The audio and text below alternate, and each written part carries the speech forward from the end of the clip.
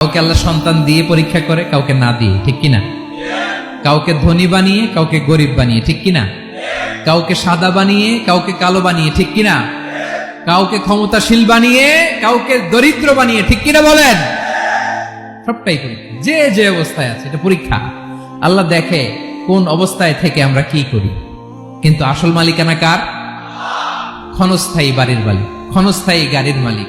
বস্তা বস্তা টাকা পেয়ে মনে করবেন না এটার মালিক আমি। আজ আছি কাল, আজ মরলে কালকে। আহা, এই তো দুনিয়া। লাহু মা ফিস সামাওয়াতি ওয়া মা ফিল আরদ। যা আছে তিনি মালিক। এজন্য আমার আমার কম বলবেন। আমার আমার সব আমার, সব আমি খামো, এরকম আসরা নাই, বলা যাবে না। আমরা আসল মালিক না।